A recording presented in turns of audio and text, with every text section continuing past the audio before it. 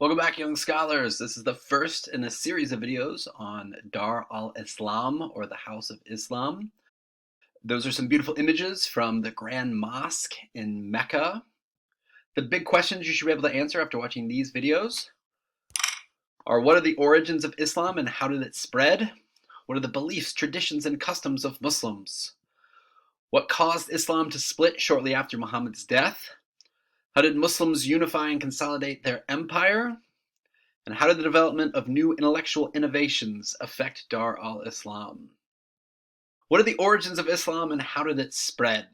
To begin answering this question, I really encourage you to go and watch the PBS documentary Islam Empire of Faith, the very first part that discusses the life of Muhammad. I think it does a nice job of providing context and framing, not only just the life of the founder of this faith, but also gives you some insights into the nature of this religion, in the same way that studying the life of Siddhartha Gautama can help you understand Buddhism, and studying the life of Jesus can help you understand Christianity.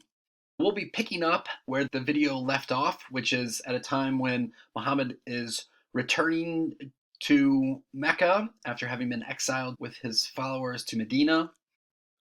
Muhammad is going to build not just a religious faith, but also an empire. And that's one of the things that makes Islam unique in world history, in the sense that it was growing and spreading as a faith at the same time it was growing and spreading as a state.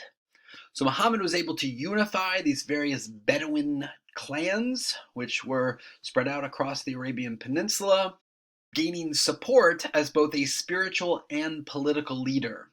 If you were to make a comparison here to Christianity, there's no single political and religious figure in Christianity. Muhammad essentially serves as that role as both Jesus, the spiritual founder of the faith, but also Constantine, who converted to Christianity and whose political leadership was critical to the spread of the faith. Muhammad did this through a number of different strategies. One, policies that were supportive of the poor. And we've seen various religious traditions that have adopted and embraced those messages of social justice, like Christianity, like Buddhism, like Judaism, have more success in appealing to a more universal audience and therefore gaining more adherents.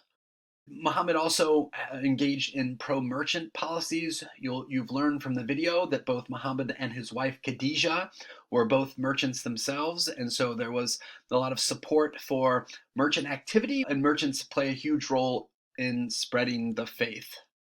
Third, religious toleration. There were non-Muslims living in this area, in the places that Muslims conquered, and as you learned from the video, Muhammad called Jews and Christians people of the book, and so there was toleration for non-Muslims, and that's oftentimes a good way if you're building an empire to unify and consolidate people who may hold different beliefs.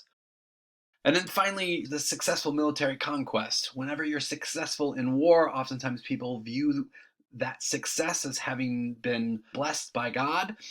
The initial success of Muhammad conquering parts of the Arabian Peninsula and the various warring Bedouin tribes of that area. And so Muhammad was building a unified Islamic community, and there's an Arabic word for that, and it's Ummah. So a unified community of Muslims, or an Ummah, was what Muhammad was building. After Muhammad's death in the 600s, the religion continued to spread. There were two major empires at the time: the Sassanid Empire, which was a Persian empire, and the Byzantine Empire, right here. Again, this is in the 600s. And Islam was able to conquer this region of Persia and the Sassanids, and also conquered some regions of the Byzantine Empire and parts of North Africa. So, Islam initially spread through military conquest of the Islamic Empire, conquering the Arabian Peninsula, Persia, parts of the Byzantine Empire, and parts of North Africa. Islam would eventually continue to spread. We can see here the ultimate boundaries of the Islamic Caliphate or empire.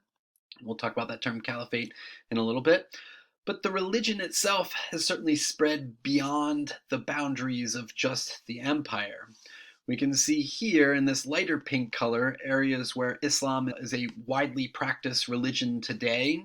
And so we can see the Islamic world spreading all the way from Indonesia down here to India, across the Middle East, into North Africa, East Africa, and Spain.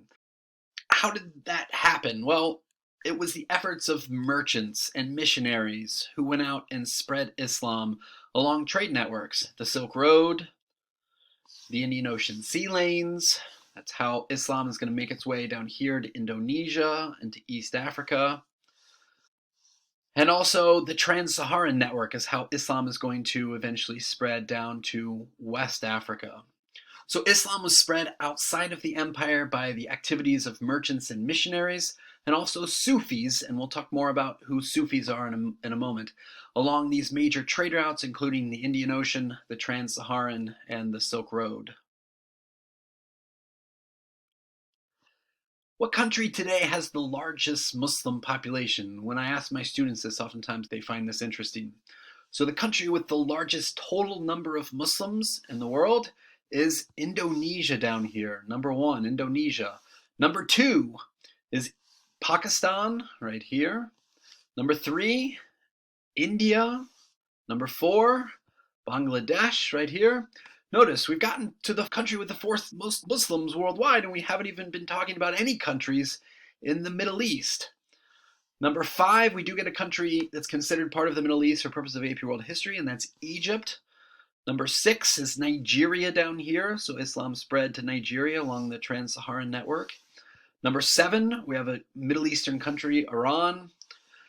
So when we think about Islam, the faith, oftentimes we sort of center it in the Middle East. And while it's true that a number of those countries are predominantly Muslim, like some of these countries, 98, 99% of the population are Muslim in the Middle East. But when it comes to total number of Muslims, actually the majority of Muslims in the world live in Southeast Asia and South Asia. Only about 20% of the world's population of Muslims live in the Middle East. About 15 or 16% live in sub-Saharan Africa, and about 3% live in Europe and the United States. An important concept in the Islamic world that we need to familiarize ourselves with is this idea of Dar al-Islam, or the House of Islam. And it was the idea that there's this one unified Islamic community that had spread out from India all the way over to Spain. And there was this zone of trade and communication. A lot of the people in that region spoke Arabic. It allowed for increased collaboration and trade. One of the sects of Islam that you should be familiar with is called Sufism. Sufism, and the people that practice Sufism are Sufis. It's an inward-looking mystical dimension of Islam. It doesn't focus as much on secular state-building questions, but instead focused entirely on people's relationship with God. And so it emphasized this personal, emotional, spiritual connection between the worshiper and Allah, which is the Arabic word for God. Here's a Sufi text. This is from a Sufi woman named Aisha al-Bayuniya. She was a Sufi poet, and here's what she writes. God looked with favor on a folk, so they stayed away from worldly fortunes. In love and devotion they worshipped him. They surrendered themselves with the best intentions. They gave themselves up to him, and passed away from existence with nothing left behind. Then with kindness and compassion he turned to them and revealed to them his essence, and they lived again, gazing at that living face as his eternal life appeared. So the focus here, not on material possessions and wealth accumulation, but instead on forming a bond and a connection with God through proper worship. And one of the things that Sufis stress is this sort of universal concept of love.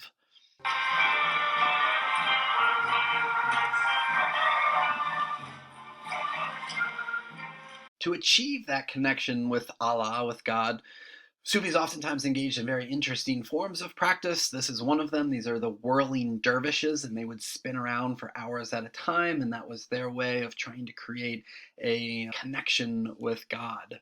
Later on, when we read passages from the great Muslim traveler Ibn Battuta, he spends some time with various Sufis, and he describes them biting the heads off of snakes and walking across hot rocks.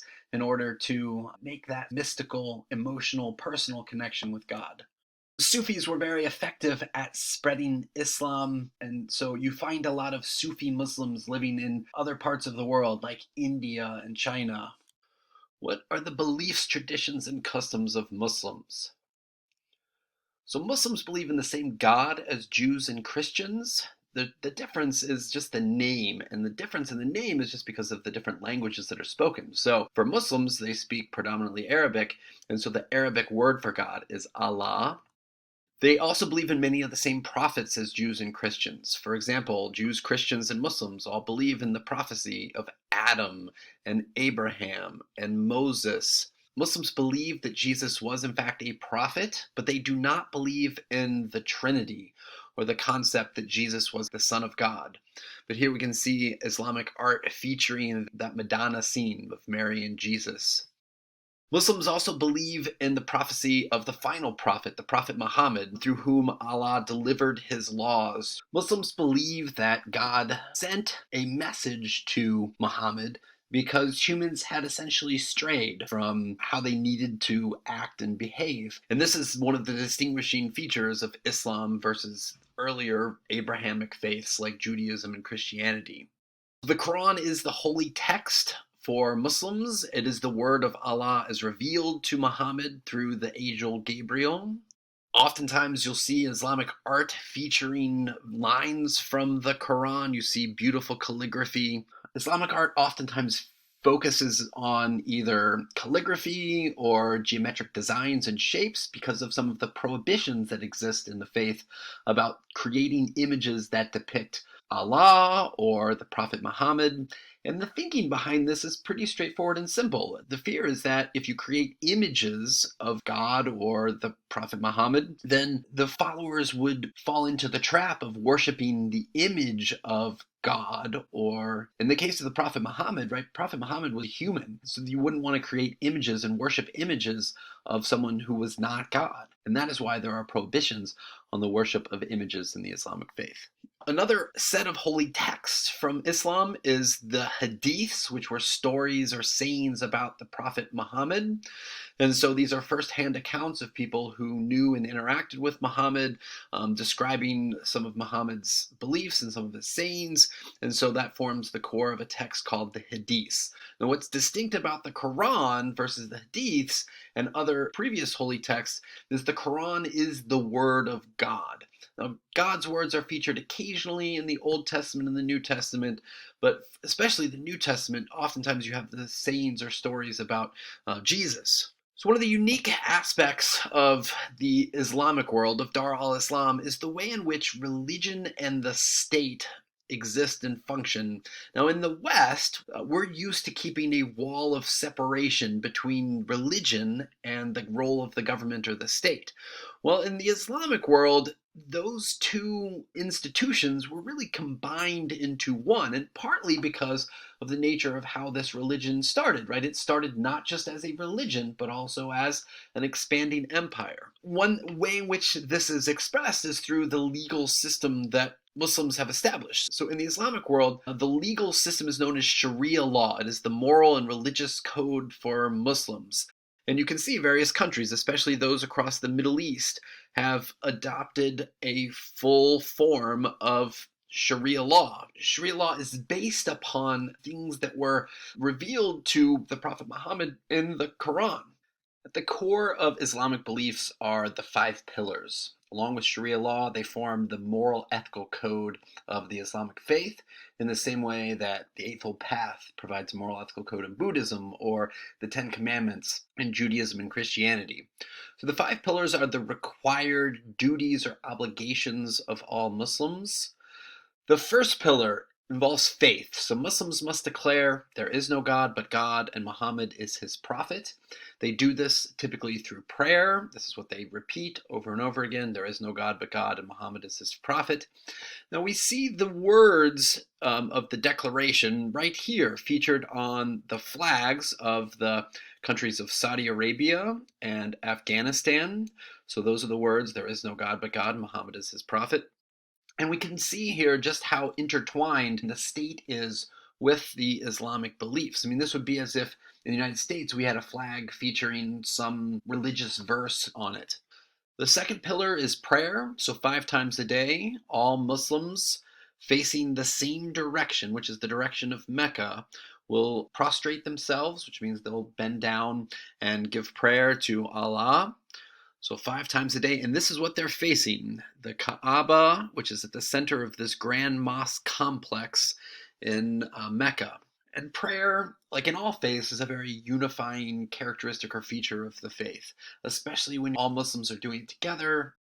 The third pillar is almsgiving or charitable giving. So 2.5% of a Muslim's wealth should be given to charity to help the poor. And this is consistent with that social justice message that Muhammad taught. And also it's consistent with his life story, right? Being an orphan himself, Muhammad most likely had to rely on the charitable giving of others.